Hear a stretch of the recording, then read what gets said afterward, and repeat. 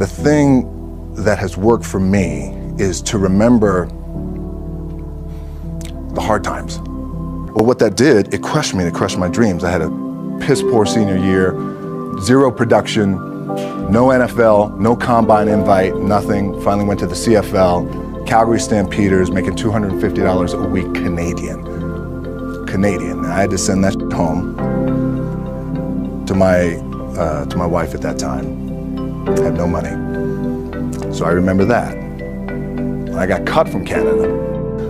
My dad, in his pickup truck, came down 4 o'clock in the morning, picked me up in Miami from Tampa. We lived in a little apartment in Tampa. He drove down in his little pickup truck to Miami to get me when I was cut from the CFL.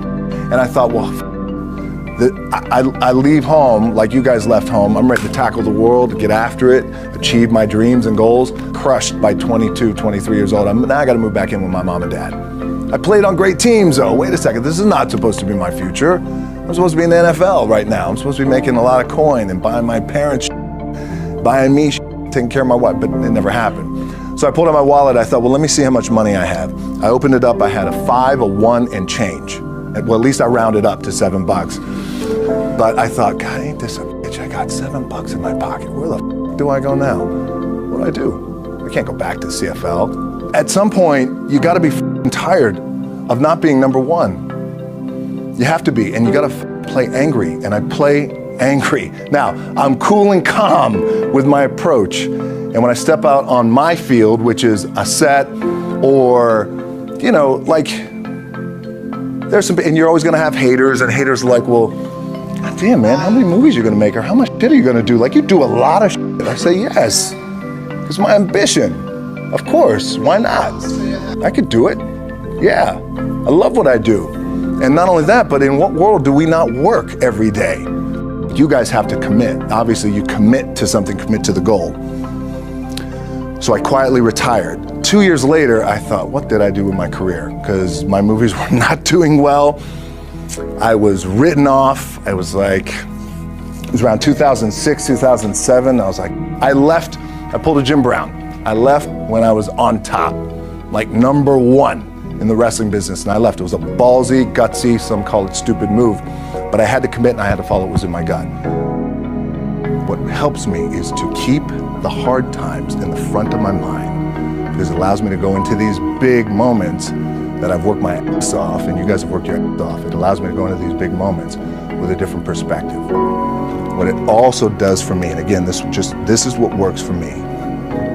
Doesn't mean you don't smile, doesn't mean you don't laugh and joke, right?